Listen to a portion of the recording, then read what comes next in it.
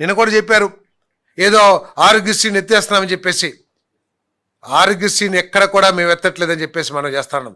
మీరు కేవలం 4.5 కోట్ల మందికి ఇస్తే వైద్య ఆరోగ్యశ్రీని, మేము 5,10,00,000 మందికి, 5 కోట్ల 2 లక్షలు, 5 కోట్ల 10 లక్షల మందికి, అంటే అందరికీ కూడా ఎక్సెప్ట్ ఎంప్లాయీస్ ఎవరికైతే హెల్త్ స్కీమ్ ఉందో వారికి తప్ప రాష్ట్రంలో ప్రతి ఒక్కరికి కూడా ఇచ్చే కార్యక్రమం చేస్తామని చెప్పేసి మనం చేస్తాను.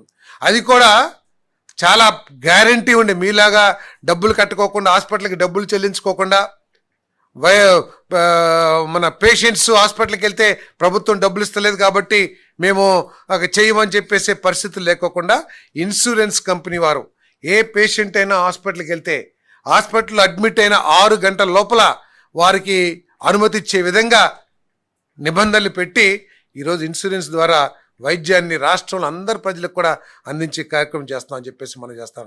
ఏదైతే కొద్ది మంది ఉన్నారో 2.5 లక్షల నుంచి 25 లక్షల వరకు కూడా ఎన్టీఆర్ వైద్య సేవ నుంచి ట్రస్ట్ నుంచి ఇచ్చే కార్యక్రమం చేస్తున్నాం. మొత్తం ఈ రాష్ట్రం అందరికీ కూడా ఈ కార్యక్రమం అందిస్తామని చెప్పేసి కూడా మనం చేస్తాం. అదేవిధంగా బలహీన వర్గాలకి మీరేదో చాలా చేసాం బలహీన వర్గాలకి అంటారు. మేము మత్స్యకారులకి ఏదైతే వేట నిషేధిత సమయం ఉందో మీరు 10,000 రూపాయలు ఇస్తే మేము 20,000 రూపాయలు ఇచ్చిన విషయం వాస్తవం కాదా అని అడుగుతా ఉన్నా నేను. అదేవిధంగా నాయ బ్రాహ్మణులకి మీరు కేవలం 10,000 రూపాయలు మరి గౌరవవేతనంగా ఇస్తే మేము దాన్ని 25,000కి పెంచడమే కాకుండా వారికి 200 యూనిట్లు ఉచిత విద్యుత్ కూడా ఇచ్చే కార్యక్రమం చేస్తున్నామా లేదా అని చెప్పేసి నేను ప్రశ్నిస్తా ఉన్నా నేను. అదేవిధంగా చేనేత కార్మికులకి మీరేదో చేనేత 24,000 రూపాయలు, అదేదో పేరుంది కదా చేనేతలకు ఇచ్చేది, నేతన్న నేస్తం పేరు మీద 24,000 రూపాయలు ఇస్తే 20,000 రూపాయలు ఇచ్చారు అనుకుంటాను. 24,000 రూపాయలు ఇవ్వటమే కాకుండా హ్యాండ్లూమ్స్కి 200 యూనిట్లు, అదేవిధంగా పవర్లూమ్స్కి 500 యూనిట్లు ఫ్రీగా ఇస్తున్నామని చెప్పేసి నేను మనవి చేస్తా ఉన్నాను. ఈ విధంగా బలహీన వర్గాలకు కూడా ఇచ్చే కార్యక్రమం చేస్తా ఉన్నాం. గౌడ సోదరులకి మరి 10% చెప్పాం, 10% బార్లో కానివ్వండి, వైన్ షాప్స్లో కానీ రిజర్వేషన్ ఇచ్చాం. మీరు ఎప్పుడన్నా 1 రూపాయని ఇచ్చారని చెప్పేసి అడుగుతా ఉన్నాను నేను. సో ఇవన్నీ కూడా తెలుసుకోకుండా కేవలం కడుపులో బాధనంతరం కూడా కక్కుతమే లక్ష్యంగా పెట్టుకుని మీరు మాట్లాడతాం కరెక్ట్ కాదని చెప్పేసి మనం చేస్తాను. మీరు ఒప్పుకున్నా ఒప్పుకోకపోయినా 5 సంవత్సరాలు ముఖ్యమంత్రిగా చేసిన మాజీ ముఖ్యమంత్రి గారు మీరు ఒక రాజకీయ పక్షానికి అధ్యక్షుడిగా ఉండి మీ భాష కానివ్వండి, మీరు మీ ముఖ్యమంత్రి గారిని సంబోధించేటప్పుడు కానివ్వండి, లేదు మీరు విమర్శించేటప్పుడు కానీ అది కొంచెం గౌరవప్రదంగా ఉండాలి తప్పితే, ఒక పార్లమెంటరీగా ఉండాలి తప్పితే మీ ఇష్టం వచ్చిన భాష వాడి అది మీ మీద మీరే ఉమ్మూసుకుంటుంది తప్పితే వేరేది కాదని చెప్పేసి నేను మనవి చేస్తాను. ఈ ప్రభుత్వం ఏదైతే హామీ ఇచ్చారో వాటన్నిటిని కూడా మీరు ఎంత ఆర్థిక విధ్వంసం చేసినా కూడా వాటన్నిటినీ కూడా అమలు చేయడానికి చిత్తశుద్ధితో ప్రయత్నం చేస్తాం, తప్పకుండా చేస్తామని చెప్పేసి కూడా నేను మనవి చేస్తా ఉన్నాను. అవే కాకుండా వాటికి తోడు నిన్ననే మరి ఆటో సోదరులకు కూడా 15,000 రూపాయలు ప్రకటించాం. వాహన మిత్ర ఏదైతే ఉందో అది కూడా ప్రకటించాం. సో మీకంటే కూడా ఏదో జగన్మోహన్ రెడ్డి చేసిన పథకాలని కంటిన్యూ చేస్తామని ముఖ్యమంత్రి గారు చెప్పారేమో, కానీ జగన్మోహన్ రెడ్డి గారు ఇచ్చిన పథకాల కంటే కూడా చాలా మెరుగైన పథకాలని, మెరుగైన విధానాలని, పరిపాలనా దక్షతో రాష్ట్ర భవిష్యత్తును దృష్టిలో పెట్టుకుని ఈ రాష్ట్రం పరిపాలన చేయబడుతుంది గౌరవనీయులు చంద్రబాబు నాయుడు గారి నాయకత్వం అని చెప్పేసి మనం చేస్తాం.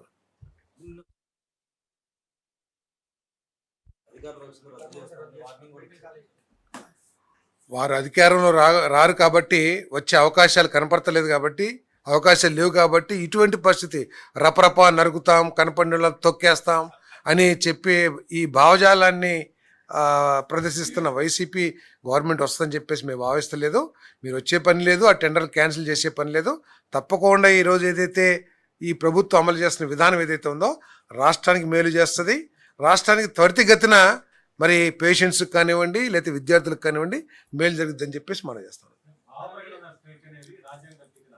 ఏదండి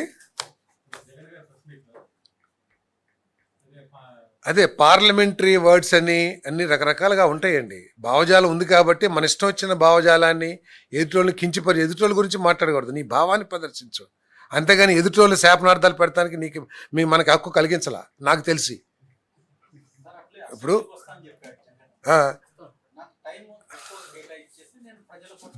మీరు వచ్చి అసలు ఆ సమయం అడిగితే కదండి.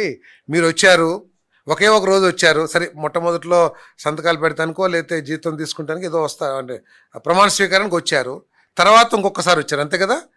మీరు వచ్చి అసెంబ్లీలో చేసింది ఏమిటండి?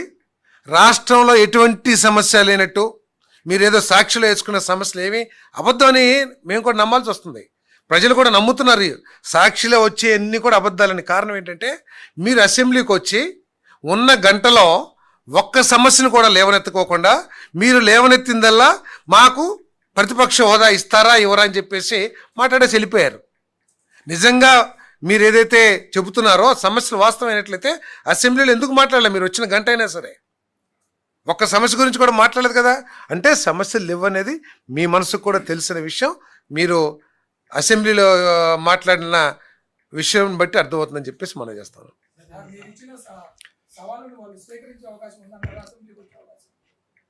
చాలాసార్లు సవాల్ చేశారు, రావని చెప్పేశారు కదా. సవాల్ స్వీకరించమని చెప్పేశారు ఇండైరెక్ట్గా. డైరెక్ట్గా అని చెప్పారండి, ఇండైరెక్ట్గా ఏముంది కానీ.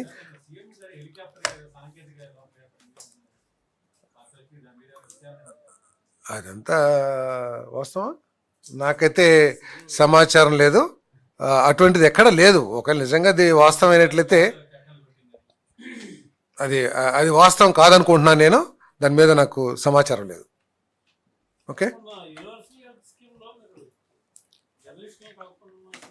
ఎస్ ఎస్ చెప్పారు. ఇది